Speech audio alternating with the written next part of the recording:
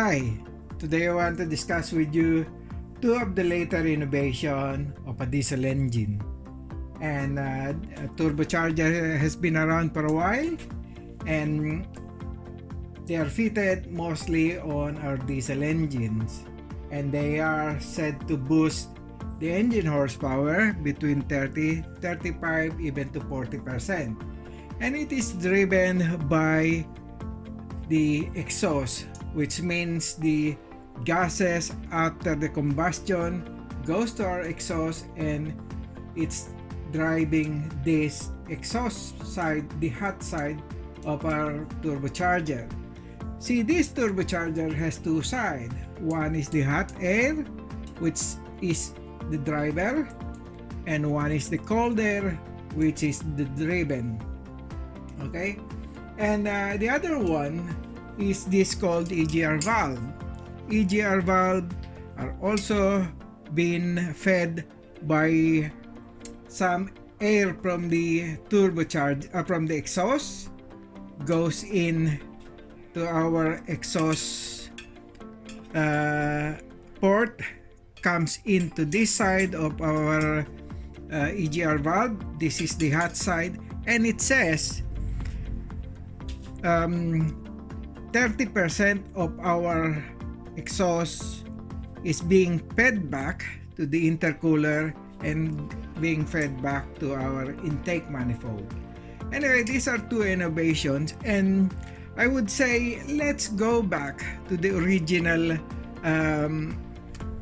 internal combustion engine for the sake of our newbie on the automotive or on this mechanical engineering of an engine. Okay, so remember those two of the later innovation, and later on I'll show you some more of the innovation that helps us to have more power and also less harmful gases.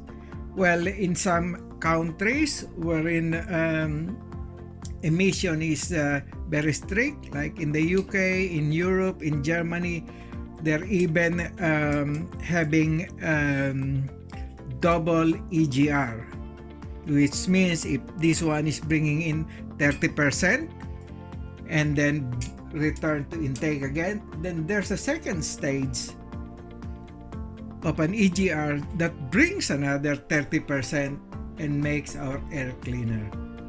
Okay, so let's move back and let's go back to a basic engine. Let's pretend that we have an engine here, this one. We call it 4-stroke IC engine. An IC engine is the abbreviation of internal combustion engine. We have different type of internal combustion engine. We have diesel fueled internal combustion engine. We have petrol or gasoline fueled internal combustion engine, and there are even fuel that they are using LPG and LNG gases. Okay, and it just means that the combustion is taking place inside the cylinder. Okay, that's why they call it internal combustion engine. Remember, internal combustion engine, where the combustion or the burning of fuel is happening inside an enclosed chamber. Okay, well, this is one example, basic example, very basic. We have the piston, we have the connecting rod, we have the crankshaft, and we have the engine block. The engine block, and we have on top here is the cylinder head. We have valves, we have intake inlet valve, we have exhaust valve, and we can say that this one is petrol engine because we have spark plugs that gives us the ignition at a point that the piston is up and ready to fire. Okay, I'll tell you we have the ring, the piston, we have the piston ring, and it seals the compression of this area. So let's do and show you the first stroke. Okay, the first stroke of the piston is to go down. Okay, when it goes down, valve is open, it takes some air mixed with fuel, takes it down, and when it reaches this bottom dead center, the tendency of the piston is to go up. Okay, the piston goes up, it is already called compression stroke because it is compressing the air, the volume of air in the chamber. Okay, so as the piston goes up, it creates these small molecules to be clogged up together, to be close to each other. Okay, and by squeezing them, when the piston reaches that top or few degrees before the top and the valve is closed, and it's already, the molecules are ready to burst. When we said about 16, between 20 to 16 degrees on to the top, the ignition, the plugs would give us a spark, and with the mixture of gases and air inside and the compression which these molecules are being compressed, then there you go, you got the spark, and then you have the combustion. The combustion is the explosion of these molecules that gives power to kick the piston downwards again for the second stroke. Okay, when it goes downwards again, then again the tendency, if it goes down, it goes up again, and when the exhaust valve is open, it releases the exhaust gas onto our exhaust manifold, and then you have, that is the completion of the 4-stroke engine.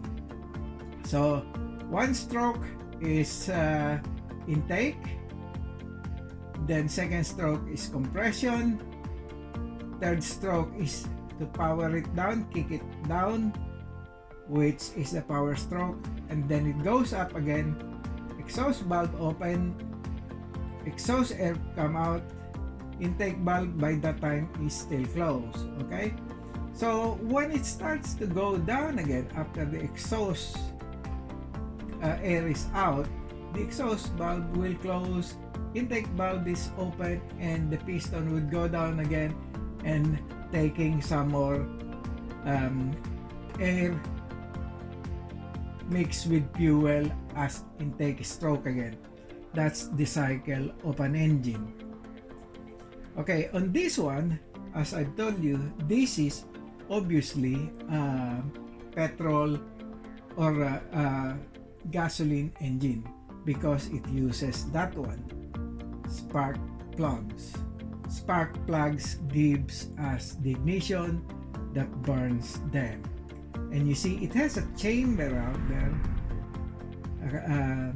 a dome chamber, that all those particles would conglomerate in there and take the explosion in that chamber. And later on, I'll show you what's the difference of an internal gas fuel engine, and we will compare it to the diesel engine. So remember, because I'm gonna erase some of this, but remember the basic parts of an engine. You've got the engine block, you've got the piston, you've got the connecting rod, crankshaft, you've got the valves, inlet and outlet, spark plugs, and then you have the cylinder head. Here you've got the springs that tension our spark plugs when it goes to close. And then you have the camshaft in there that pushes the valve when it's time and closes the valve when it's time to close. It goes on the exhaust as well. And on some engines, we have the cylinder wall, and there's the coolant. These blue ones are liquid. We call them liquid cooled. So these are liquid cooled or water cooled engines. There are some engines that does not have liquid. They are called air cooled engine. So you got them, got the basic parts all written in there, and later on I will erase them and show you what has evolved with this kind of engine. So then you will see, I will show you what is relevance within the intake and exhaust, and the relevance of these two ports. So these two items are the innovation that are bolt on to our basic engine that I have just showed you. Okay, this is our turbocharger, and this is being driven through the emission of exhaust. And as I've told you before, that it has two parts. Exhaust goes into here, drives the driving vanes, and exhaust go that way. And then when this vane spins, it spins this pump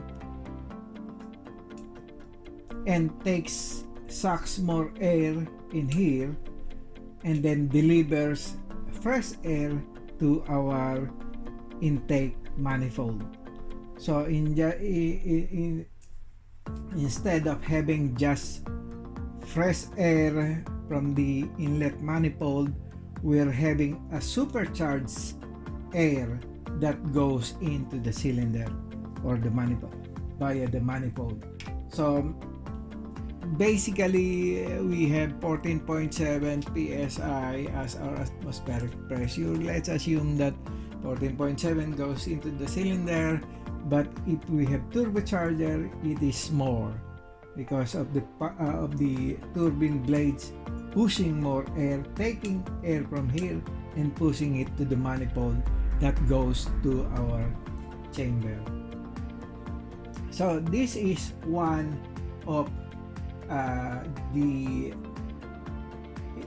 invention that gives us power, additional power. And this vacuum actuator here can adjust the incoming of the air to our driving vane, which catches more exhaust gas, and it makes our intake propeller or turbine spins faster. And we all know that if this one spins faster, it sucks more air and compresses more air to our cylinder or chamber. So that's how this unit works. To compress, to give us more compressed air to the cylinder that creates more molecules inside the cylinder, and the more molecules that are being squeezed being compressed, squeezed, and it would result to more and bigger explosion. That's why diesel engines are torqueier than the petrol engine. That's why also the diesel engine, the engine components itself is more sturdier than the petrol engine. Okay, so later on, after changing that drawing, I'll show you where this thing is fitted. On the other hand, this is the EGR. This EGR is also being fed by our exhaust system. Okay, so imagine you have a big hole like that goes to our exhaust, or let's use this as a sample. You have the volume of exhaust that side going to our exhaust. Okay, imagine 30% of that does not go to the exhaust but goes to this side of our EGR. This side takes 30% of our exhaust that's supposed to go there, goes in here. Then it goes to an intercooler because hot air is having expanded molecules.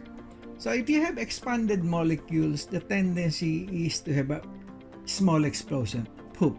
It's not a big explosion because they're already expanded molecules. They got no other place to expand. Okay, so instead of just having hot air coming in here and going out to our intake manifold, that 30% of hot air or exhaust air would go into here, and here we have this interchanger. This one are our coolant. So our temperature in our coolant is 180 degrees or whatever. So it cools down the exhaust gas. So it cools it down. It makes it the same or lesser or colder air that will be injected again to our intake manifold.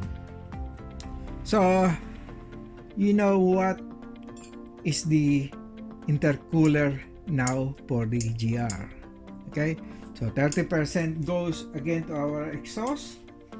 So we have this compressed air going to our intake manifold, and this one, this one, another 30% of this going into the same intake port as that one. So it is more air, more cooler air that is going to our intake manifold, and the result is that big explosion of clustered molecules. Okay, molecules of air plus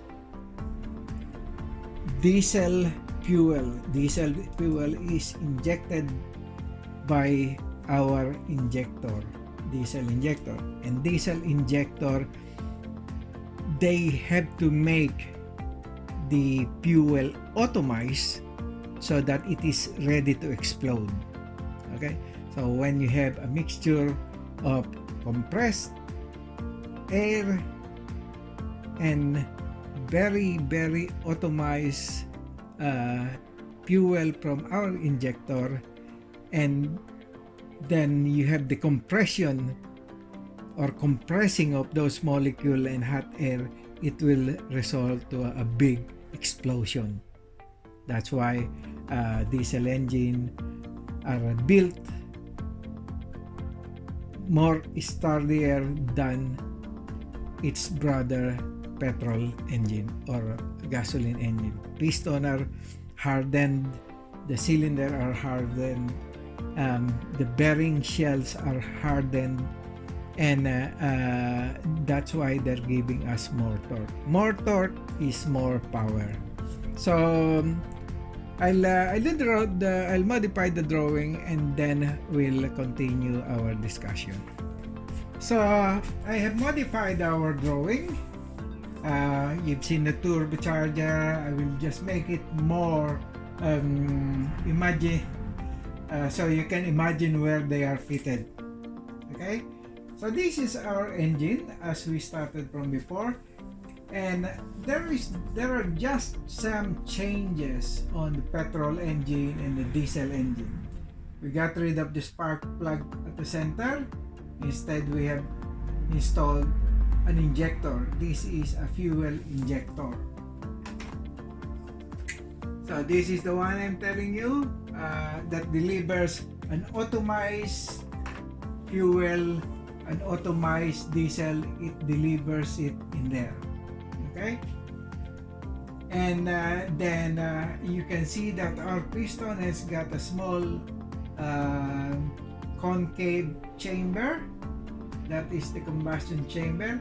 Our cylinder head is more flat on this one because we know, or because diesel engine has got a higher compression than the petrol or gasoline engine.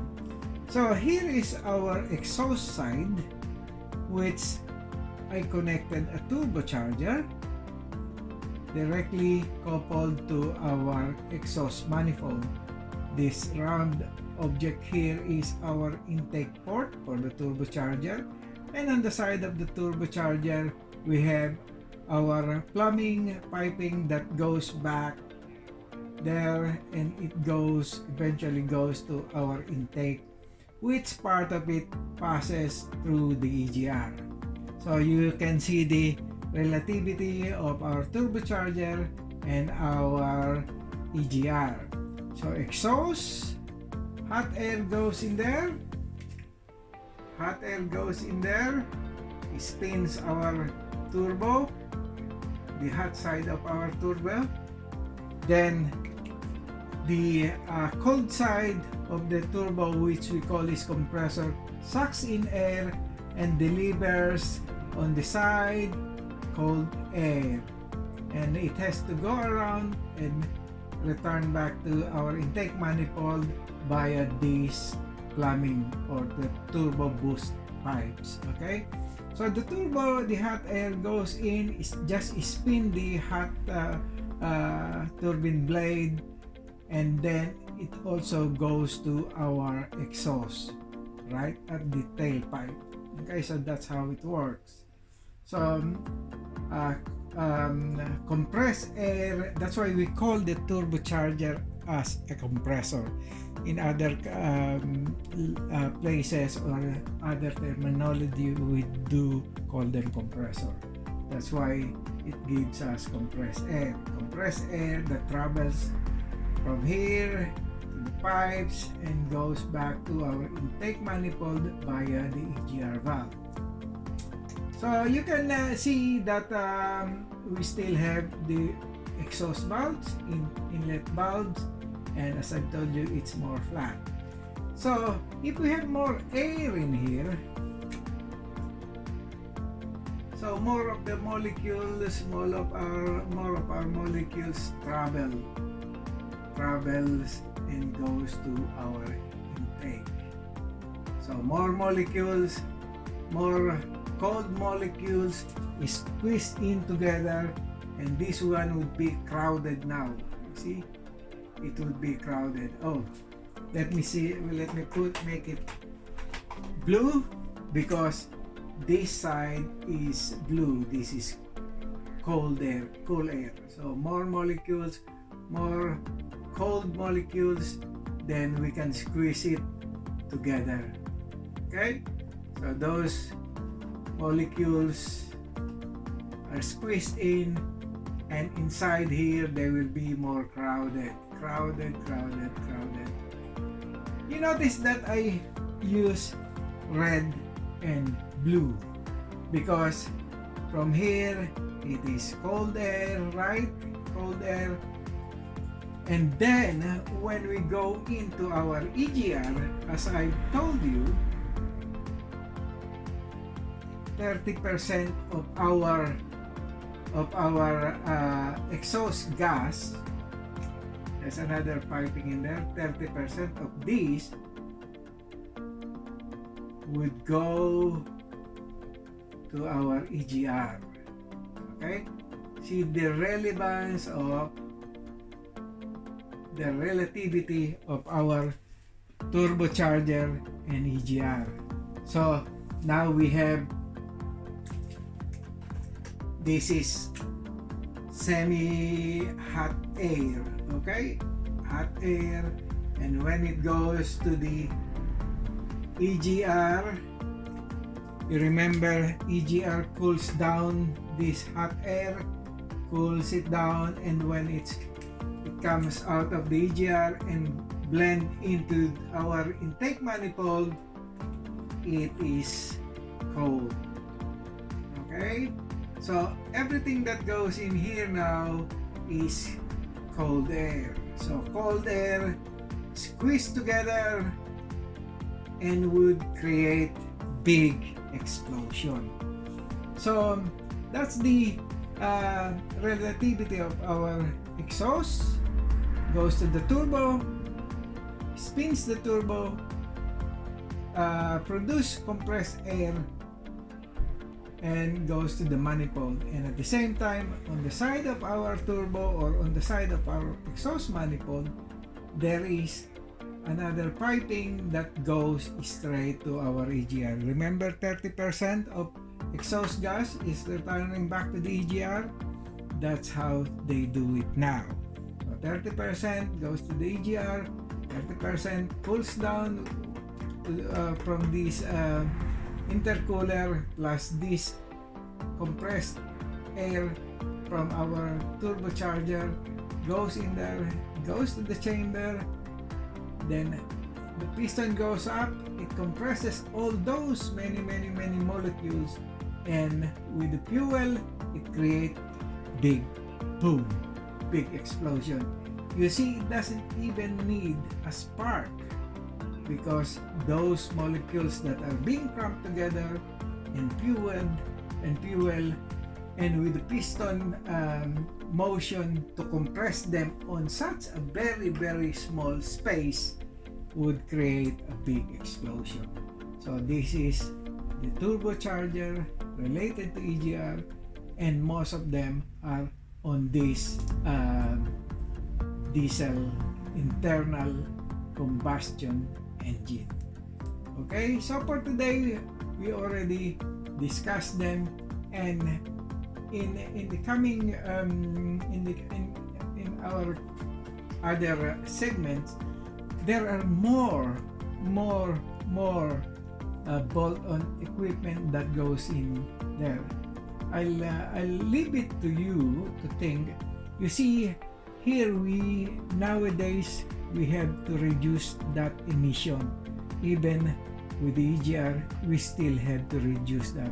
This system would give us Euro 4 because 30% of the exhaust gas are being recycled through the EGR, and that Euro has rated it as to between Euro 3 and Euro 4 because we're utilizing 30% of the exhaust gas. But now we are already on Euro 6. So what are that's Euro 4, then you have the Euro 5, and then you have the Euro 6. What other bolt-on equipment is included to make our emission cleaner? So if you are in a country or in places which Euro 3 is existing, you don't have the EGR valve, and you're emitting more toxic harmful gases. And here with the Euro 4 emission, we are reducing the toxic gases that everybody of us inhales, whether I'm in the Philippines, whether I'm in Thailand or whatever, or in the UK, we are inhaling the same gas because gas is everywhere. Maybe here it's less because we are far from that side, but still we are inhaling the same. So eventually more of the country will be pushing for the Euro emission for a much clearer environment, for a much clearer atmosphere. So imagine the number of bolt-on equipment to achieve that emission.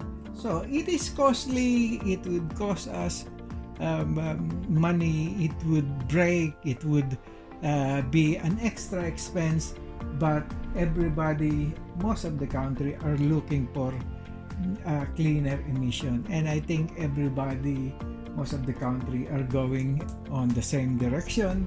Whether we like it or not, we would be going there. So today a little bit of this for our viewers who are just starting their automotive career or automotive or engine career or engineering degree, because in Europe we call mechanics or we call them technician, or we call them automotive engineers. Okay, so for our new viewers who are just starting their career, this is an eye-opener for you to know what is out there. Okay, we are no longer in this basic engine.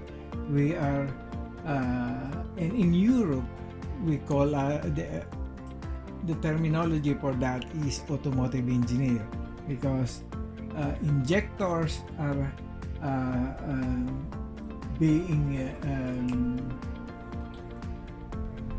injectors nowadays are used not by mechanical force but by electronics, and an automotive engineer nowadays would do the mechanical side of it and at the same time do the electronic side of it.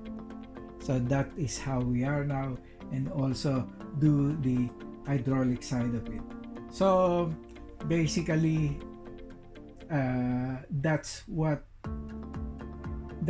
we are now, and we would be continuing to learn more, and I'll show you more of what's out there. I'll give you a hint. In here we will have a diesel particulate filter. That's one. After the diesel particulate filter, we have another one which is the adblue, which makes it Euro 5, and some more. I would show you more of what is in the Euro version of these engines. Today we're continuing our discussion with our diesel engine. These are the modern diesel engine, and these are the two components that I had shown you last time: a turbocharger and an EGR valve on the intake side. So this time I made this side red. It's the outer ring representing the hot side of our turbocharger, and the blue ring, the smaller one, is the cold side of our turbocharger, which is the compressor side.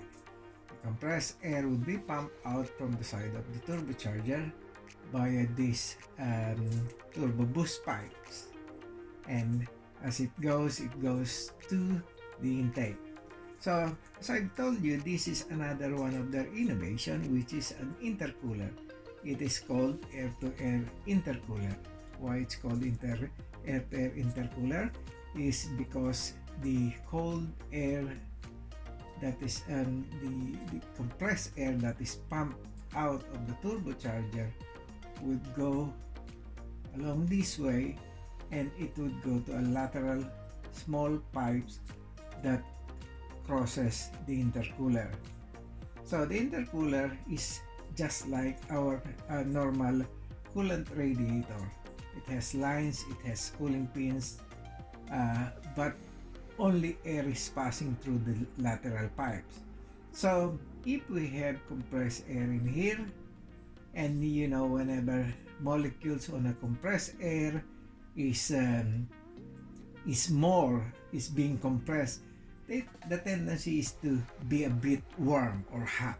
Okay, so when it gets hot here at this point, then it would be cooled down. This cooling pin would disseminate the heat transfer from that pipe by this cooling pin and goes out there cooler. So when it's cooler, the molecules are tied up, bunched up, or clustered together closer, and then when it goes into the intake manifold, it is more it's ready to explode. So in that sense, it goes in as cold air, more compressed, and then it goes to our combustion chamber, and we can expect later that when the piston goes up, it will be more compressed in a very small space, and we can expect for a big explosion. So that is why this intercooler was invented. to make the compressed air cooler. Cooler air means bigger explosion, and bigger explosion converts to more power. Okay, so that's the work of that one. So as I've shown you, we have these we have these new parts: air-to-air intercooler. Well, this one is always there, turbo boost pipe. There's another one in here which is turbo valve, and this one is our EGR valve and cooler assembly. And you get the pipes, a portion, as we have learned before, a portion of the exhaust gas would go in here and goes to our EGR cooler. Again, when it goes in, it's hot, comes in from the exhaust, goes in, cooled down by liquid. This one is a liquid intercooler. It has pipes that goes across, and in the result, it gives a cooler air. Okay, so it's all mixed up, and it would go into the combustion chamber and big explosion. So this is one side of the engine that gives us more power and more power. But if you have more power, you will have you are expecting to go out on the other side with more also. So let's take some points like our turbocharger. Do you know that our turbocharger gets as hot as 950 degrees C when it's fully running? So it is really hot. And you see, when we have this innovation, you have to expect that something else would come out of the exhaust side. So as we have seen, we have more compressed air, but we also have more, you see that name, nitrogen oxide. So nitrogen oxide, or next, is the exhaust that's coming out, and you don't want it. It's unhealthy. It destroys our lungs. Okay, so nitrogen oxide is one thing that we have to. This is poison. This is unburned diesel. Okay, and unburned fuel. So we have to reduce EPA and Euro emission has been trying to reduce nitrogen oxide because it is very harmful for our planet, for our lungs, for our body. Okay, so again, after this, they have invented this part. This part is to control the nitrogen oxide and diesel particulate filter matter. Why do we have diesel particulate matter? These are us or these are salt. Why? Because when we take in exhaust gas, bring it to our intercooler, that's 30% of the exhaust gas that should come here. Between 30 to 50% are being recycled back to the engine. So when we recycle that back to the engine, it reduces the NOx. Okay, it reduces the NOx.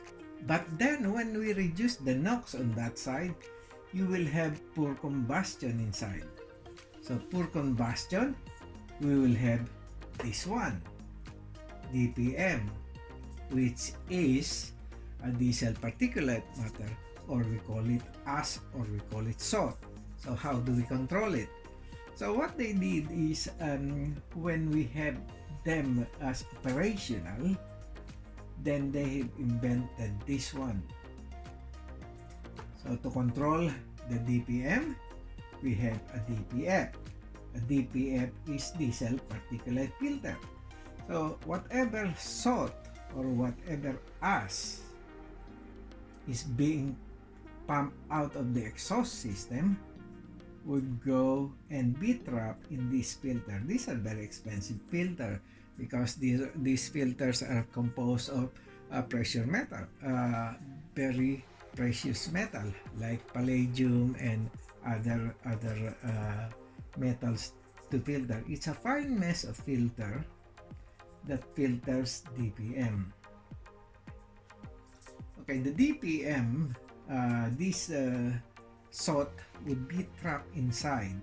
So when they're trapped inside, there's no place to go if it is black. So it should be fairly clean. Okay, so when this DPM is being pumped out of the exhaust, it should be in there. It should pass straight through with a bit of filtration. But whatever is being trapped in there, those DPM would accumulate, and you see when they're accumulated in there, there is this we call this as differential pressure sensor. There's two of them, one in there and one in this side. DPS. So the pressure differential sensor, when it goes in here, it knows how much pressure goes in, and this side, if there's not a lot of pressure going outside, then it knows that there's blockage in this one. So that means we are filling up with salt. So it sends a signal to our ECU.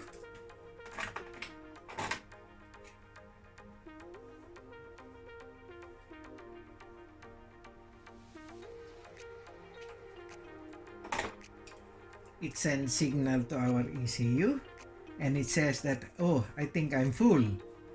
So the ECU would send a signal to our injector to dump in more fuel to combust. Okay, the problem is when you're dumping more fuel and you are on a stop-start situation driving your car, it's not reaching that temperature. The temperature on this one to explode and burn all the salt would be 600 degrees C to 1100 to 1100 degrees C.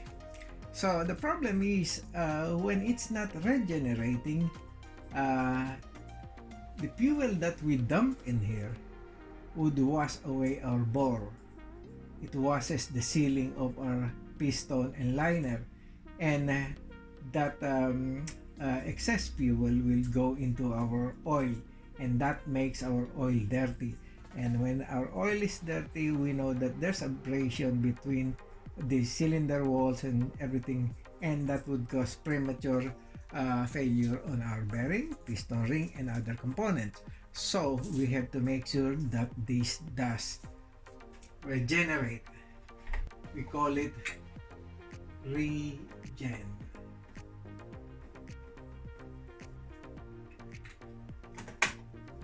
Regen is the time that this DPM will be burned inside that particulate filter. So this is the cycle: intake, exhaust, goes in the filter, and being burned between 600 and 1100 degrees centigrade. So we would have a cleaner air. These are the doings or the innovation that are made so that our exhaust air would be cleaner, breathable. Okay, so they didn't stop from there. So we have got this particulate filter, and and we have that filter in there. So there's another invention that they made. There is this term. So now on our new diesel we have an adblue. We call it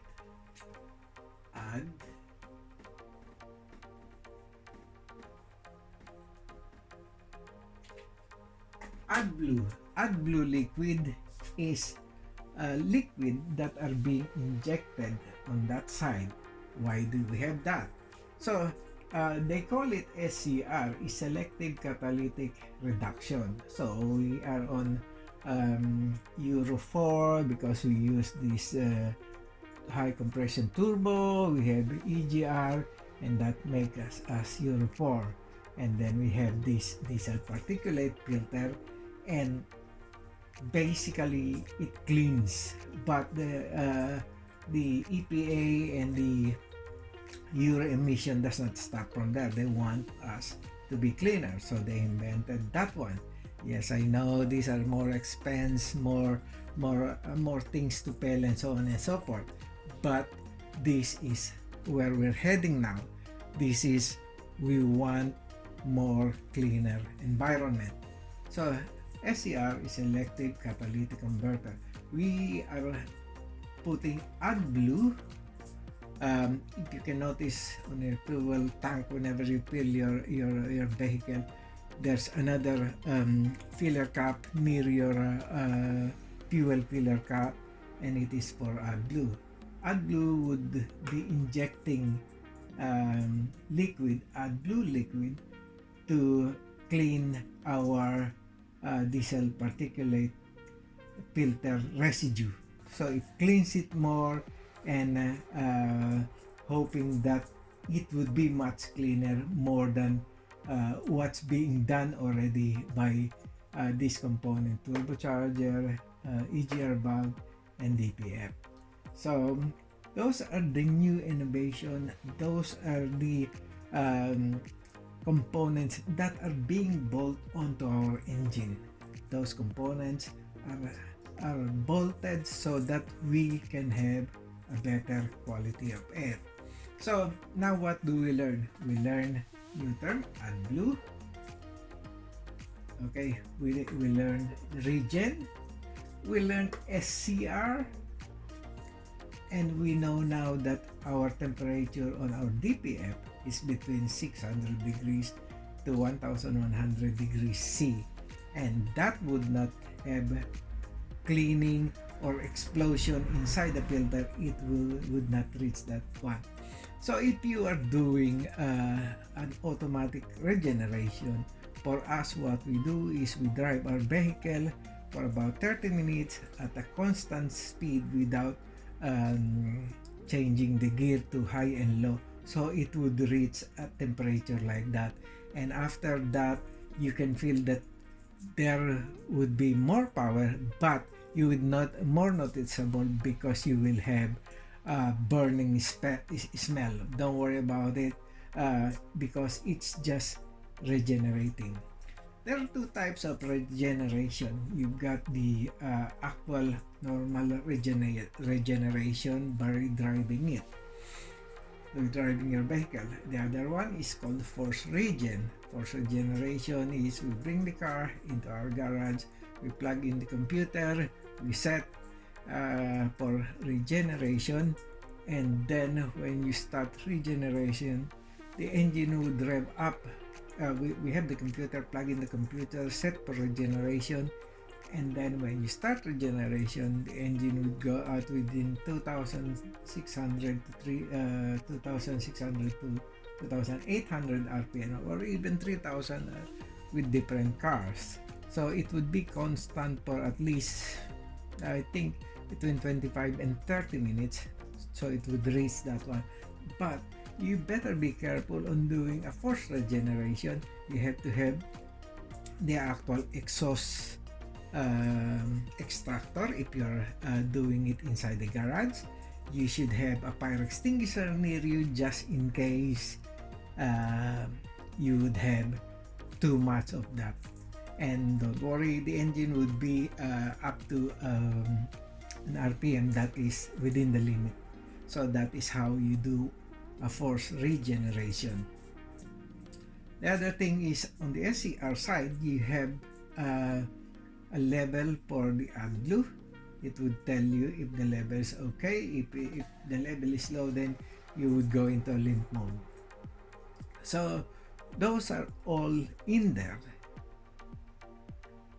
to make us breathe a better air. So I hope you learned something from here.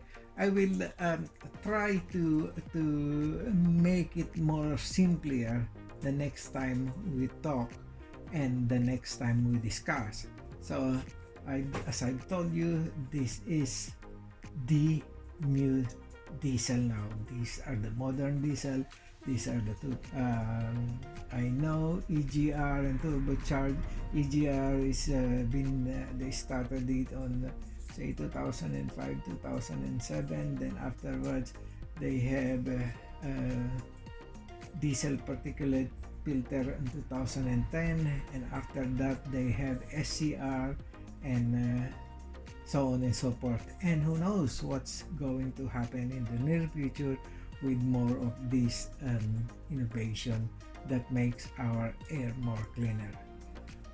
Hope you will enjoy. Hope that you learned something. These are all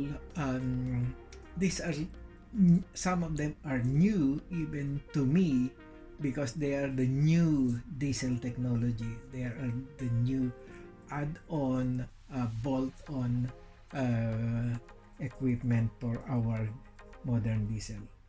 And thank you guys for finding time watching this video. If you find it helpful, don't forget to hit the like button and subscribe to our channel for more DIY tutorial. If you have any questions, leave a comment below and we'll get back to you as soon as we can. Again, this is your MasterTech from Green Arrow here in the UK, and hoping to see you next time for more video tutorial.